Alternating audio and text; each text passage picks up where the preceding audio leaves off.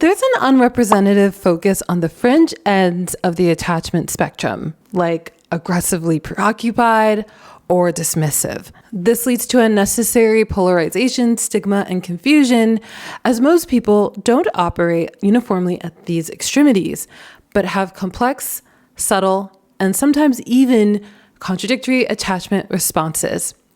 So this is a quote and a great statement and perspective from the Loving Avoidant, an author and content creator who leans avoidant, creates a lot of content about that. And they put out a great Instagram post about how attachment is a spectrum and how on that spectrum, avoidance often has 4 presentations: the passive, pleasing, stifled presentation, obsessive, guilty, secretive presentation, isolated, perfectionist, afraid presentation, and the confrontational, defensive, cut off presentation. So I want to talk about these 4 presentations, the one I relate to the most, how I relate to all 4 in different ways, and of course talk about the one that the most stereotypes are based off of. And of course, 4 as a number is such an arbitrary number in the spectrum of human behavior and experiences, which the Loving Avoidant acknowledges. So do keep in mind that it is quite naive to kind of reduce people to a few simple concepts and a few bullet point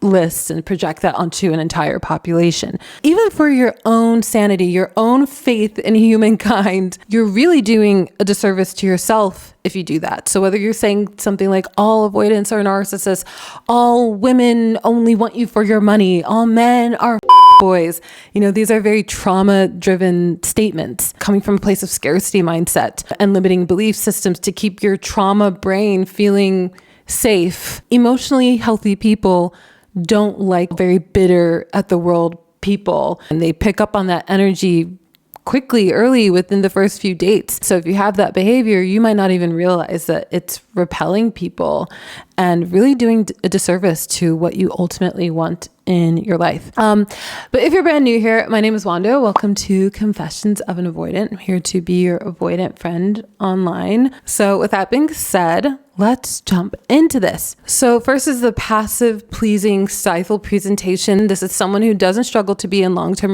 relationships, but doesn't communicate deep feelings. They may not be aware of any deep feelings. They feel their childhood was fine because their material needs were met. They're passive, go along with how things are, the status quo, whatever others feel strongly about. They're basically loving and helpful as a partner, but not so much open and curious. They have struggles to understand when their partner wants more intimacy. They're conflict avoidant, instantly appeasing or else shut down when someone else is upset. And they do know perceivably emotional labor, but use and have always used massive amounts of energy that they can't even sense to keep everything down. And sadly, they don't know what they're missing. Okay, so the 2 things of this one that I relate to the most are struggles to understand when their partners want more intimacy. I feel like I'm not very good at intuitively seeing when my partner needs more intimacy, more connection, more stimulation. I don't know. Because I had such a emotionally neglectful upbringing, I don't have training and modeling with just kind of taking the temperature of when someone needs more connection or intimacy or whatever. And because I'm passive, I am not good at initiating it either. Yeah, I mean, I think my boyfriend is great now because he is very communicative. So when he wants more of something, he tells me. And that has really led by example for me, how to communicate better and be more forthcoming with how you really feel about things. And then the other thing that I relate to is the part about being passive, going along with how things are, status quo, whatever others feel strongly about. I'm a Gemini, so I feel like there's a part of me that is very kind of rebellious. Like I moved abroad 80 million times and I haven't chosen like a normal path in life. So there's a part of me that like in general doesn't quite relate to this, but when it comes to kind of surviving social interactions, work, a very passive person, very conflict avoidant, not assertive, feel so uncomfortable like speaking up for my true feelings about things or my personal perspective. In relationships, I'm a bit more assertive. Okay, so on to the next one. Obsessive, guilty, secretive presentation. So this is someone who communicates deeply with partners about fears, boundaries, and analysis, fixates on partners' flaws, ruminates on relationship sustainability and compatibility, tries to manage partners' inner work for them. That's annoying. Readily engage in conflict, but conflict seen as emergency proof that this can't work. Delusional about ease of life without current partner. 1 foot out of the door, backup plans, people, go-to problem-solving strategies are taking space, setting new boundaries, draining discussions. Distance as they become more exhausted. Intense grief and guilt about not being able to make relationships work. Feels overly responsible, doomed, and broken. Does excessive amounts of reflection and emotional labor, but misdirected. Okay, I relate to not too much of this, but I do relate to the part about go-to problem-solving strategies are taking space. Yeah, like a lot of times my default when I feel like I'm having a problem with something is I sometimes have like a delayed response, a reaction to the problem. And it like takes me a while for my brain to consciously be aware of what I'm frustrated about and be able to like effectively communicate it, I guess. Again, to go back to everything's a spectrum. For me, taking space isn't like going a week without seeing my partner or not talking to them for 3 days. Okay, let's move on to the next one, which I feel like is talking to me. So this is the isolated perfectionist afraid presentation. That is just like literally me. So this is someone who stays out of relationships entirely. Indefinitely working on themselves. I can't read this without laughing. Indefinitely working on themselves to be ready someday. Hence why I have a YouTube channel and I'm always talking about psychology because I'm always working on myself. Anyway, very lonely, but used to it. I might not notice it most of the time. Vigilant to spot problems in themselves that need to be fixed before they can be with anyone. They feel a lot of responsibility and guilt regarding the past. Simultaneously feel mistrust and anger regarding the past. I wonder if that means like in general about like family, about romantic partners. Strategies for problem solving include taking a step back, compulsively rearranging, reevaluating habits, circumstances. They have a lot of ideas, but struggle to choose and act. Girl.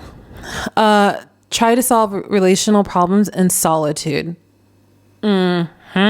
Extremely sensitive to betrayals and criticism. Difficulty truly moving on and closing doors. And does mental labor, intellectualizes. I mean, are you looking through my window? Okay, I relate to so much of this that I have to draw from the things that don't describe me. And the things that don't describe me are difficulty truly moving on and closing doors. Doesn't describe me. I love moving on. Love moving on. And vigilant to spot problems in themselves that need to be fixed before they can be with anyone. I've been in numerous relationships. I'm not that vigilant when it comes to that. But some of these other things, stays out of relationships entirely. Yeah, I'm 40 years old and I've had 5 relationships and 3 of them have been short, like half a year. So I've just gone through life not being a person that really prioritizes relationships and doesn't like crave them when I'm single. Definitely working on themselves. Yeah, I have a YouTube channel about attachment. So if that doesn't scream working on myself, always love psychology, I don't know what does. Very lonely, but used to it. Yeah, I'm so used to being alone that I often don't feel lonely. And sometimes I'm like, is it that I'm so numb to feeling lonely that I don't feel lonely? Or is it that I don't feel lonely? Or is it a mix of both? But sometimes I have like these existential moments where I'm like, I'm lonely and this isn't normal. And I didn't always used to be lonely. Like in my 20s, I had a very active social life. I had a lot of friends, but I think I've just made certain life decisions and also just certain life circumstances that have kind of made my loneliness become this rolling flame that's become more and more intense and pronounced as I've gotten older. Does anyone relate to that? It's like something kind of started in your life and then just kind of snowballed into a bigger thing over time. And then before you know it, you're like, wow, how did I become this person? I feel a lot of responsibility and guilt regarding the past and mistrust and anger. I don't feel this about romantic relationships, but I feel most of all these things, I would say mistrust about the past regarding people, friends, jobs, acquaintances, some family. But like with relationships, I feel like I don't carry a lot of like resentment about things from the past. Strategies for problem solving include taking a step back. Yeah. I'm a big take a step back person in a lot of different areas of my life. And I am a bit compulsive in trying to constantly evaluate my habits and my circumstances. I have a YouTube channel about my attachment style. I mean, have a lot of ideas, but struggle to choose/act. Yeah. Try to solve relational problems in solitude. Oh yeah. So like back to the taking space in the obsessive, guilty, secretive presentation. A lot of times, and again, it's not like I'm anticipating, I'm taking space right now. It just happens, like your body's like unconscious response to being stressed about something. But for me in that time, I'm often like ruminating about something, some issue, something that got under my skin, maybe a conflict. So yeah, I relate a lot to this. The last one is confrontational, defensive, cut-off presentation. And as the loving avoidant writes, this is close to what 95% of attachment posts reference and conversations about attachment, about avoidance online is this trope. But I do relate to a few of the things here. So let's read it. So it's repeated intense connections followed by intense conflict and breakups, chooses controlling, needy, suffocating partners, inflexible boundaries, rigid communication requirements, hyper protective about their time, feel they're never enough, aren't accepted, sometimes notices no one is ever enough for them or they can't accept anyone, moves on rapidly after breakups, either into their own interests or new connections. Strategies for problem solving include ghosting, disappearing, blocking, aggression, criticism, and sometimes come around with deep, real regret, but quickly succumb to self-protection again. And they do a good deal of emotional labor, but very misdirected, lacks reflection. So the parts that I relate to with this is where it says hyper protective about time, and I can have rigid communication. The other thing in that bullet point is inflexible boundaries. I don't feel that my boundaries are inflexible as a whole, but when it comes to my hyper protectiveness about my time, I can be a bit inflexible, but just with that specific thing for the most part. Other things in life and in relationships, not so much. And then I can be rigid in communication. I'm not completely sure what that means. I don't know if this is like a neurodivergent thing or something, but I don't process really easily sometimes what someone is saying or a story that they're telling or something that they're expressing.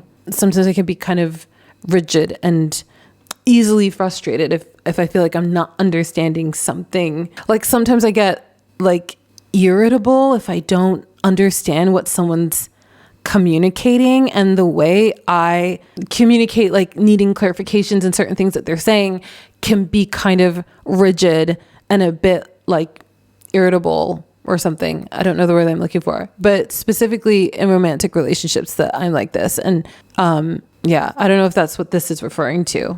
Then it's feel they're never enough / aren't accepted. For me, it's not the never enough. It's the I can feel that I'm not accepted. That's a big pain point for me. I had parents who didn't accept me, and I was bullied at school. So I think both of those things compounded to make me have paranoid feelings of never feeling accepted.